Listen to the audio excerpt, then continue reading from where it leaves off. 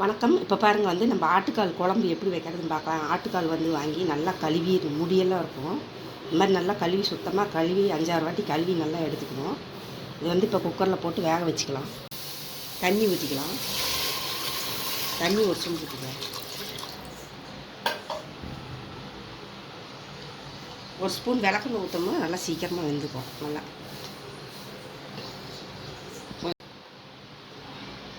மஞ்சத்தூள் போட்டுக்கலாம். கொஞ்சம் நல்லா இது 10 விசில் பக்கம் நல்லா விட்டு எடுத்துக்கணும். 10 விசில் 5 விசில் விட்டால் தான் நல்லா வேகும். அந்த மாதிரி வேக வச்சு எடுத்துக்கணும். இப்போ மூடி வச்சு 10 விசில் 5 விசில் விட்டுக்கலாம். நல்லா வேகும். அப்போலாம்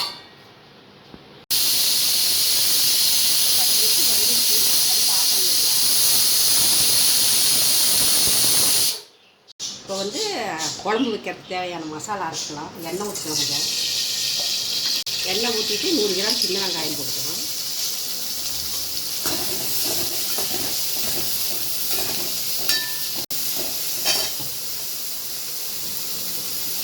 கருவேப்பிலை கொஞ்சம் போட்டுக்கலாம்.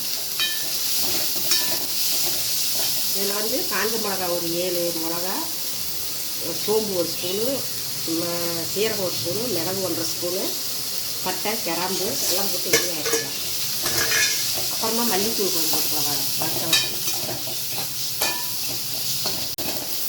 இப்போ தக்காளி பெருசாக ஒரு தக்காளி போட்டுக்கலாம்.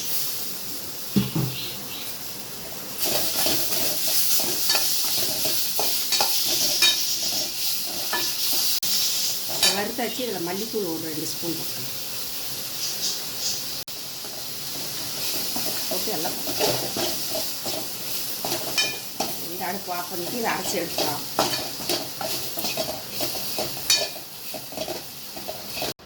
இப்போ கால் வெந்துருச்சான்னு பார்க்கலாம்.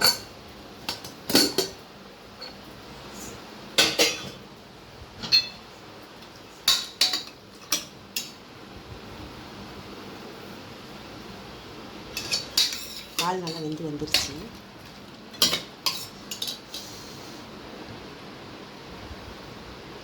நல்லா வெந்துருச்சு பாருங்கள். நல்லா அங்கு மாதிரி வெந்துருச்சு.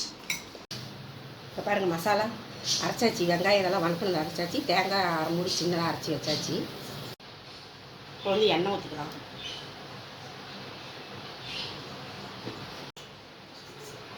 இப்போ எண்ணெய் காஞ்சிருச்சு.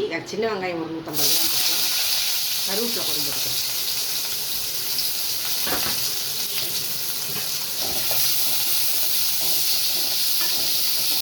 இஞ்சி பூண்டு பேஸ்ட்டு ஒரு 2 ஸ்பூன் போட்டுக்கலாம்.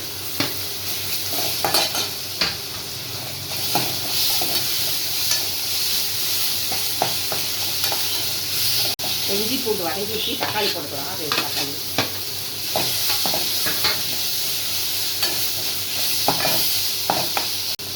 உப்பு போட்டுக்கலாம்.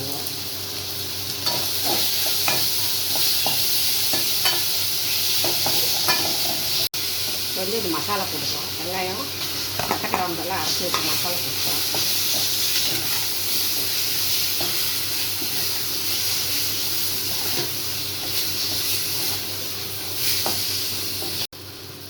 இந்த கால் வேக வச்ச கால் ஆட்டுக்காலை இதில் போட்டுக்கலாம்.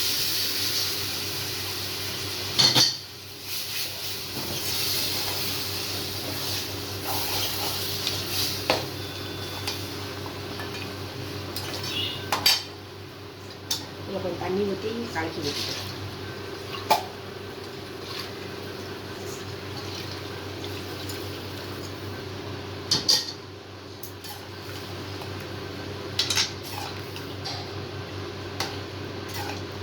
ஆட்டுக்கால் குழம்பு, ஆட்டுக்கால் முட்டி வலி இதுக்கெல்லாம் நல்லது, உடம்புக்கு நல்லது.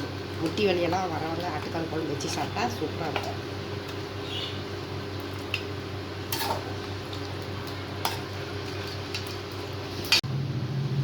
இது ஒரு 10 நிமிஷம் நல்லா கொதிச்சு வரட்டும் குழம்பு. அதுக்கப்புறம் தேங்காய் ஊற்றி இறக்கிடலாம். இப்போ நல்லா ஆட்டுக்கால் இங்கே பாருங்கள், நல்லா தனித்தனியாக கால் சதையெல்லாம் தனித்தனியாக நல்லா வெந்துருச்சு. இப்போ தேங்காய் ஊற்றி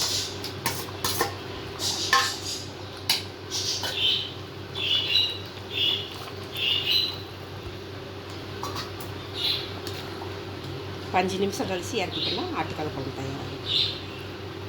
நல்லா வெந்து வந்துருச்சு. கால் தனியாக சதை தனியாக எல்லாம் வந்துருச்சு.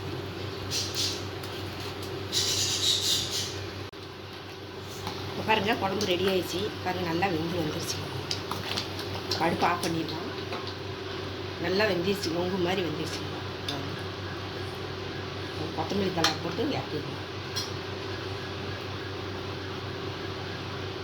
சூப்பரான ஆட்டுக்கால் குழம்பு தயார். சுட சுட சாப்பாட்டில் போட்டு சாப்பிட்டோம்னா சூப்பராக இருக்கும்.